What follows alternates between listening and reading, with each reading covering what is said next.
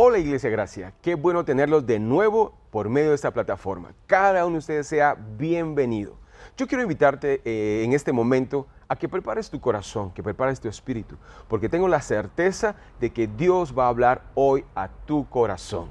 Así que cada uno de ustedes sea bienvenido. Muy bien, antes de venir a la iglesia, yo dije, qué rico sería ahora sí poner la percoladora grande de café y voy a ir a comprar panitos. Y como a los 10 minutos que yo puse en un mensaje en el grupo de líderes, ¿alguien sabe dónde está la percoladora grande? Me recordé que hoy estamos ayunando. Te dije, no, mejor no. Para la próxima. Ok, creo que hubiera quedado bien. Los que son novios se pueden abrazar. Los que son esposos, aunque no quieran, se pueden abrazar también. Y si ustedes se pueden juntar un poquito, también júntense. Así, si entra frío de un lado, pues los demás no lo perciben, ¿ok? Muy bien, vamos a entrar de lleno a la palabra del Señor. Y el tema de esta mañana es Jesús, nuestra Pascua. Y para entrar de lleno me gustaría hacer un cronograma de tiempo. Y empezamos desde cuando Dios llama a un hombre llamado Abraham y su esposa Sara. Bueno, en ese entonces se llamaba Abraham y a su esposa Sara. Y les da una promesa y les dice que vayan a la tierra que Él les prometió y que van a ser de gran bendición y que van a tener X cantidad de hijos y que su descendencia va a ser su número, van a ser famosos, etcétera, etcétera, etcétera. Entonces, después de ahí, de esa relación, nace Isaac. Isaac tiene una esposa que se llama Rebeca. Y juntamente Isaac y Rebeca tuvieron dos hijos, que es Jacob y Esaú. Después Jacob se casó con Lea. Después, porque le dieron gato por liebre, se recuerdan que no era con Lea la cosa, sino era con Raquel, pero primero era la mayor, ¿verdad? Entonces, total de que después se casó de nuevo, se casó de nuevo, pero ahora con Raquel. Y cada una de ellas tenía una sierva. Raquel tenía una sierva que se llamaba Bila, y Raquel tenía una que se llamaba Silpa. Y entre estas 4 mujeres, Jacob tuvo 12 descendientes. Entre ellas tuvo una hija. Por ejemplo, con Lea, Jacob tuvo a Rubén, a Simeón, Leví, Judá, Isaacar, Zabulón y una hija que se llama Dina. Con Raquel tuvo a José y a Benjamín. Con Bila, que era la sierva de Raquel, tuvo a Dan y Neftalí. Y con Silpa tuvo a Gad y a Aser. Entonces, ahí en total tuvieron 13 hijos. Pero ahí vamos a extraer a los varones porque es las 12 tribus de Israel. Entonces, dentro de ese tiempo cronológico, viene un hijo de Jacob que ya se llama José. Y este muchacho, más o menos de 16 años, llega a Egipto con un plan y un propósito de parte de Dios. Ustedes saben la historia, no se las voy a contar, pero al final él interpreta el sueño del faraón que iban a haber 7 años de abundancia y 7 años de escasez. Cuando logró todo eso, José se casó con una egipcia que se llama Asenat y tuvieron 2 hijos. Y ahí estuvo la familia de José, obviamente su papá y sus hermanos y toda la familia, y más o menos según la Biblia, y si no mal recuerdo, hubieron 70 personas que llegaron con José. O sea, la familia de José eran 70 en ese entonces. Entonces, total de que llegaron a vivir en una ciudad de las más prósperas, de los terrenos más prósperos en Egipto, que se llamaba Gosén. Y total de que ahí todo muy bien, todo era de Gosén, todos se gozaban, ¿verdad? Pero murió el faraón con quien José hizo el trato y vino otro faraón y se olvidaron completamente de José, porque también murió José, y ahí todo se empezó a tornar. Después que era un pueblo de bendición, el nuevo faraón empezó a tener miedo, porque vaya si no los judíos se multiplican, ¿verdad? Entonces el faraón dijo, Dios santo, aquí hay que tener cuidado. Entonces los empezaron a utilizar como esclavos, ¿ya? O sea, imagínense, después de ser un pueblo bendecido, estar en la cañada de la zona, ¿qué? 14, los mandaron a la limonada, porque obviamente eran competencia, ¿verdad? De un extremo a otro. Hoy estaban en la high class y después estaban en la no class, ¿verdad? Entonces estaba en ese momento de un día para otro.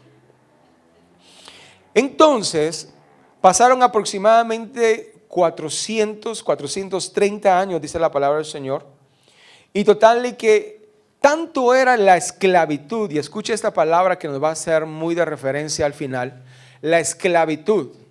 Llegó a un punto que el pueblo de Israel estaba tan agobiado de ser esclavos que empezaron a pedirle a Dios, a clamar a Dios por un libertador.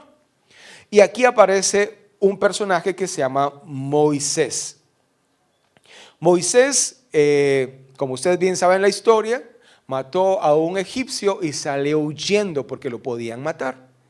En ese lapso de tiempo, Dios lo manda a llamar, le llama la atención, mira una zarza ardiendo, y total y que ahí le dice Dios a Moisés que tenía que ir a libertar a su pueblo.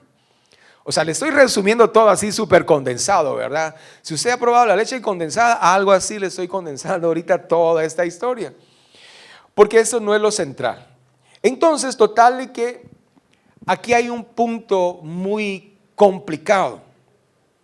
Porque no solamente Moisés había salido huyendo, porque había matado a un egipcio, sino que aparte de eso, el pueblo de Israel, que ya era una cantidad considerable, más o menos contando hijos, mamás, etcétera, etcétera, según estadísticas unos 2 millones. Entonces esa cantidad era la fuerza laboral para construir las pirámides, todo lo que hay hoy por hoy o podemos ver en Egipto. Entonces, humanamente era ilógico que Dios mandara a un hombre que había salido huyendo, que lo querían matar y que llegara con el faraón y que le dijera al faraón, hey, mira papadito, necesitamos sacar a toda esa gente. Definitivamente no. Es como por ejemplo usted está construyendo su terraza, su losa en su casa y tiene por ejemplo 20 albañiles trabajando ahí. Y llega alguien y le dice, mira, necesito que hoy me des a estos 20. No, pero mira, se está construyendo, ¿cómo te los voy a dar? No, es que necesito, no, es que no te los puedo dar. Entonces, de la misma, gracias por traerme el poncho, Lester, tenía frío. Entonces, total de que era una cosa muy, pero muy complicada. O sea, como que si usted hoy quisiera ir con el presidente y que le dijera, mire señor presidente, queremos que todas las carreteras de Guatemala estén al 100. Nos da vergüenza tener esas carreteras. Ya nuestro tren delantero ya no da más. El que era tren delantero ahora es tren trasero. Ya se fue para atrás el tren delantero. Mire, o sea, es imposible que usted llegue con el presidente y que el presidente le diga, oh, sí tiene razón, mañana mismo empezamos a levantar el asfalto viejo y vamos a poner. No se puede, así de sencillo, no se puede.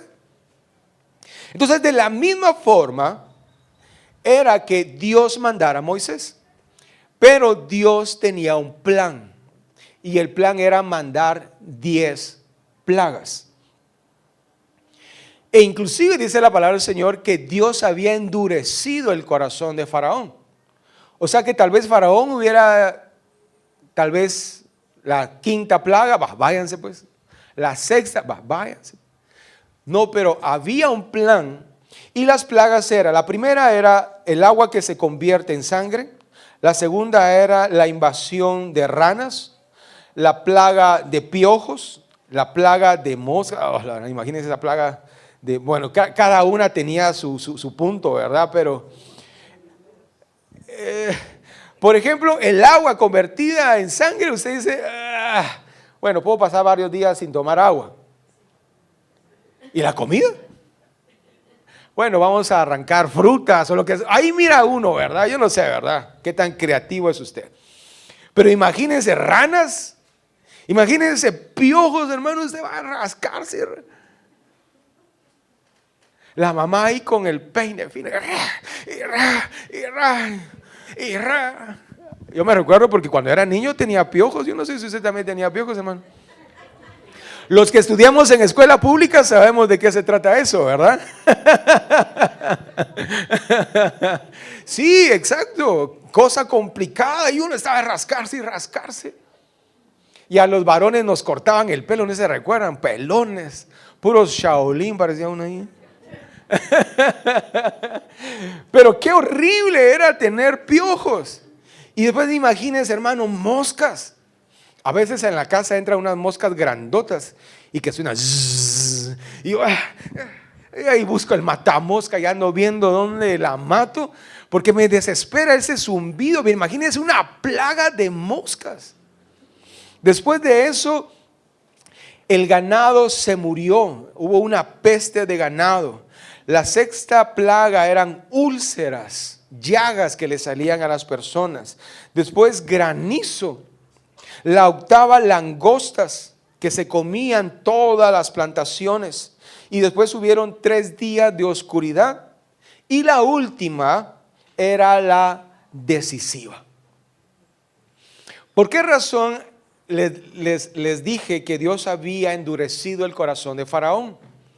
Y era que el punto es de que tenía que llegar la plaga número 10, porque esa era una figura de lo que iba a ser la Pascua en ese momento y la Pascua de nuestro Señor Jesucristo cuando Él iba a ser entregado para morir. Entonces, eso era el tiempo, la cantidad de plagas que tenía que haber para ese plan perfecto que Dios tenía. Acompáñame, por favor, después de la introducción. Vamos al libro de Éxodo, capítulo 11.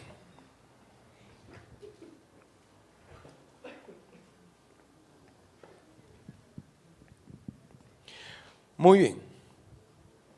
¿Ya lo tienen, hermanos? Vamos a esperar que todos cierren su Facebook, abran su aplicación de Biblia. ¿Saben por qué es bien importante que ustedes traigan sus Biblias o su aplicación? Porque ya sea en esta iglesia o en cualquier otra iglesia que ustedes vayan, alguien se puede chanflear. Alguien puede decir algo que no está en la palabra de Dios. ¿Y cómo lo van a comprobar ustedes? Imagínense que yo patine y yo les diga, a mí, hermano, tal cosa. ¿Qué? Por eso muchas religiones o muchas iglesias se vuelven sectas. ¿Por qué? Porque ustedes no comparan. Entonces sí es necesario que ustedes comparen, ¿ya? Si no trajo su Biblia, le comento que los jueves se sube en YouTube, en el canal de YouTube de la iglesia, la prédica del domingo. Así que ahí ustedes también pueden tomar nota. Bueno, voy a pedir, Mari Carmen, ¿tú tienes ese texto? Éxodo 11. ¿Me puedes leer del versículo 1 al 214? No, son bromas, del 4 al 7. Dijo pues Moisés: Jehová ha dicho así: a la medianoche yo saldré por en medio de Egipto, y morirá todo primogénito en tierra de Egipto, desde el primogénito del faraón que se sienta en su trono, hasta el primogénito de la sierva que está tras el molino, y todo primogénito de las bestias. Y habrá gran clamor por toda la tierra de Egipto, cual nunca hubo ni jamás habrá. Pero contra todos los hijos de Israel, desde el hombre hasta la bestia, ni un perro moverá su lengua, para que sepáis que Jehová hace diferencia entre los egipcios y los israelitas. Gracias.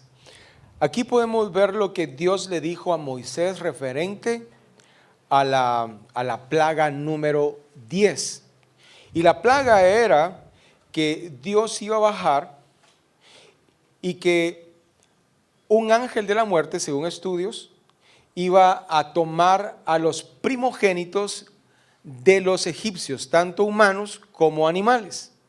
Pero el pueblo de Israel no iba a sufrir eso, entre comillas.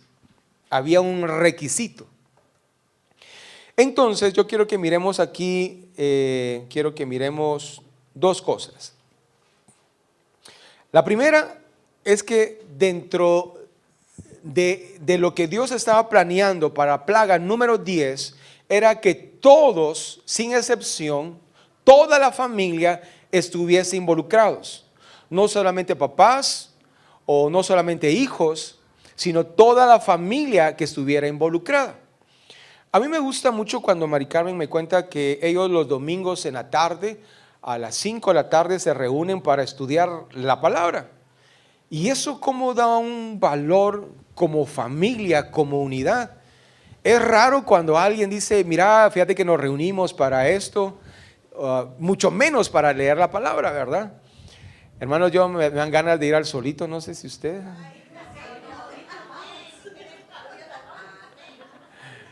¿Será que si llevo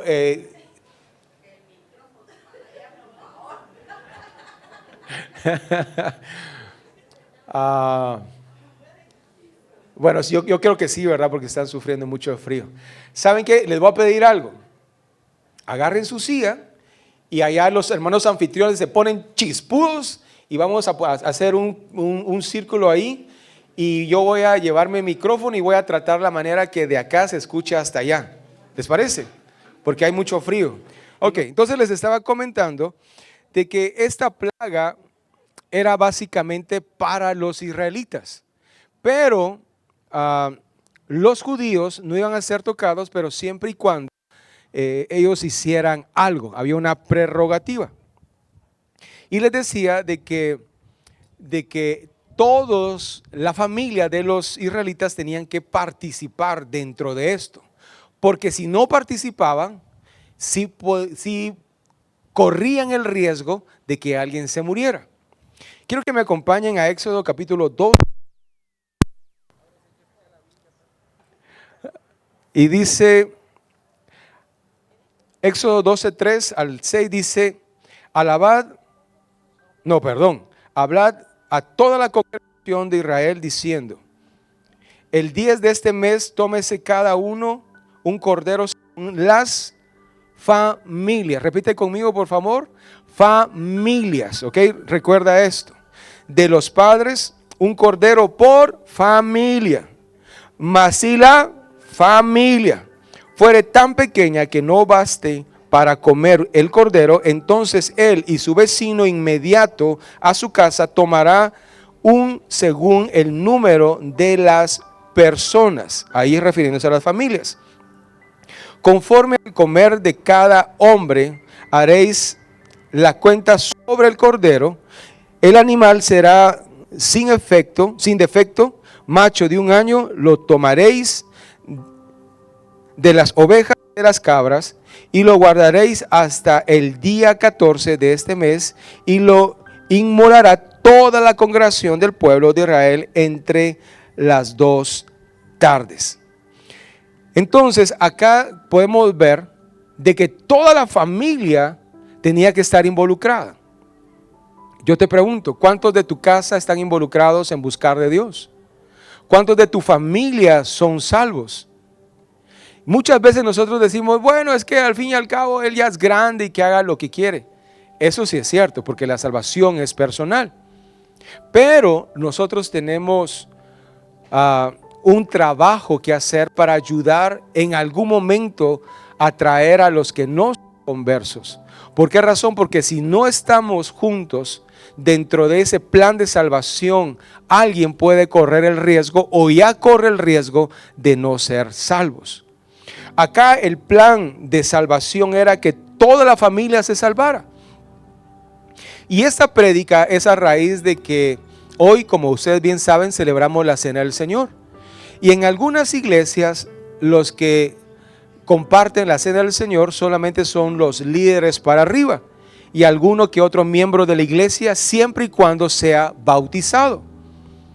En cambio, acá en la iglesia tratamos la manera de que grandes y pequeños, papás e hijos, compartamos la cena del Señor.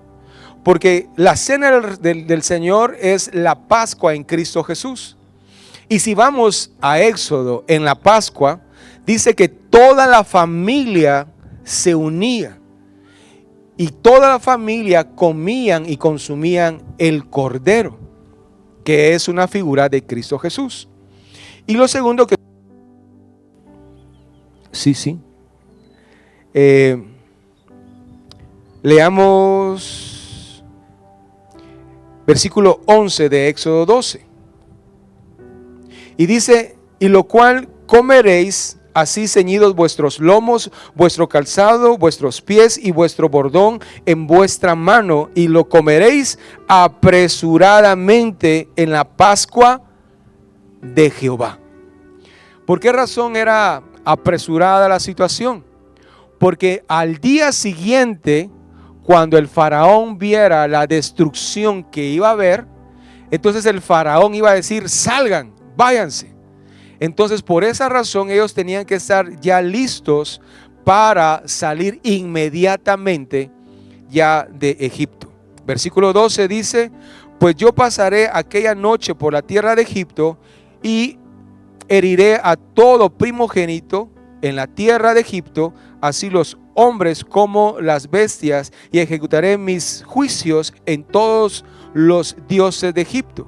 Yo Jehová, versículo 13 dice, y la sangre os será por señal, y eso es lo más importante, y la sangre os será por señal en las casas donde vosotros estéis, y veré la sangre y pasaré de vosotros. En esta palabra donde dice pasaré de vosotros, el original es pasaj, y la palabra original pasaj quiere decir pasar encima de, o me doy cuenta que están, pero me hago el disimulado. Eso quiere decir pasaj. Entonces, cuando el pueblo de Israel coloque en el dintel y en las columnas de las puertas la sangre de ese cordero, ese ángel de la muerte va a pasar, literalmente va a pasar desapercibido. Y la gente no lo va a ver, porque va a pasar desapercibido, y todo el que esté ahí va a ser salvo. Toda la gente, toda la familia que esté y que coma del cordero va a ser ¿qué? Salvo. Entonces, como les decía, leamos el versículo 13. Y dice, y la sangre os será por señal en las casas por donde vosotros estéis, y veré la sangre y pasaré de vosotros. Y no habrá en vosotros plaga de mortandad cuando hiera la tierra de Egipto. Entonces, acá por primera vez se habla de la Pascua. Acá por primera vez se habla de la Pascua de Jehová. El pasaje que Dios iba a guardar a su pueblo, pero siempre y cuando estuvieran en familia y consumieran al cordero. Ese era el prerequisito. Y si ellos estaban dentro de la familia y todos en un mismo sentir, pues obviamente el ángel de la muerte no iba a tocar a nadie. Voy a ir acelerando un poco. Entonces, la Pascua significa pasar por alto. Y aquí hay unos simbolismos que me gustaría que habláramos. El primero es que el cordero tenía que ser sin mancha, tenía que ser perfecto. Y ese es un simbolismo de Cristo, que llegó al matadero como cordero, sin mancha. Otro simbolismo que es la sangre de Cristo, la sangre del cordero untada en el dintel de las puertas de las casas de los judíos, tanto en la parte de arriba como en la parte de abajo. Y esa es una figura del madero donde Cristo fue crucificado y derramó hasta su última gota de sangre. Y por consiguiente, la muerte de ese cordero impidió que el espíritu de muerte matara a los primogénitos. Y de igual forma, Cristo Jesús es ese cordero que ahora evita que el ángel de la muerte nos gane, porque ya nos ganó Cristo en la cruz del Calvario. Y esa es la conexión entre lo que pasó en el libro de Éxodo, en el pueblo de Dios, o con el pueblo de Dios en la última plaga, y ahora en Cristo. Leamos 1 Corintios 5:7. Dice la palabra de Dios: limpiaos pues de la vieja levadura, para que seáis nueva masa sin levadura, como sois. Porque nuestra Pascua, escucha esto, porque nuestra Pascua, que es Cristo, ya fue sacrificada por nosotros. Si tú lees el contexto de estos versículos y el contexto siguiente, habla de que nuestra naturaleza ya no tiene que ser humana, sino tenemos que tener una naturaleza de Cristo. Caminar como Cristo, hablar como Cristo, que ya no hayan rencillas, que no hayan pleitos, que ya no hayan odios, que nadie robe. ¿Por qué? Porque obviamente nosotros en Cristo somos una nueva criatura. Pero lo que me impacta acá es que dice: porque nuestra Pascua, que es Cristo. O sea, Cristo es nuestra Pascua. Y ya para ir aterrizando, voy a lo siguiente. La primera Pascua fue en el libro de Éxodo, literalmente en la última plaga.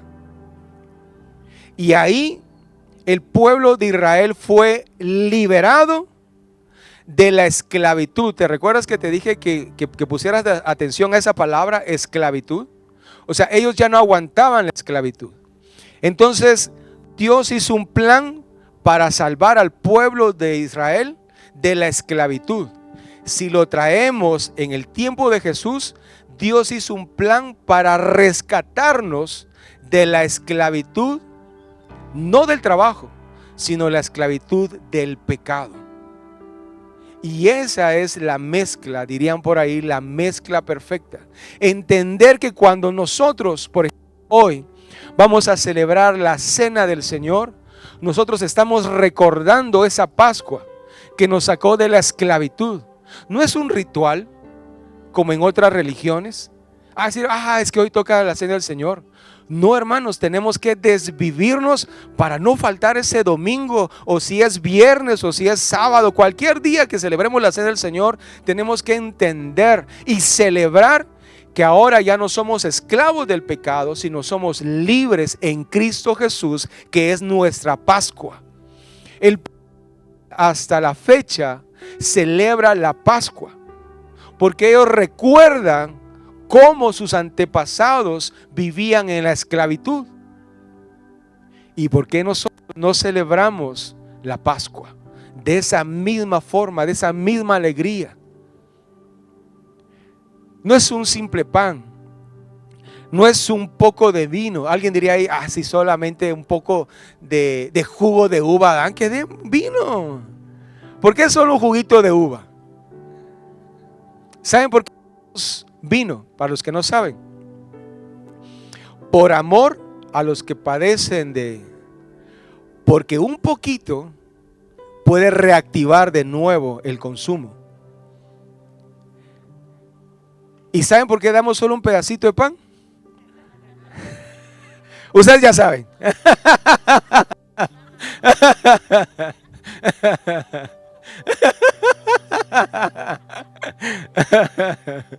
Porque los amamos. Porque los amamos. Entonces, ya para ir terminando, y si pueden poner música, por favor, de fondo. Y voy a pedir, si alguien me hace el favor de llamar a los chicos de la escuelita bíblica.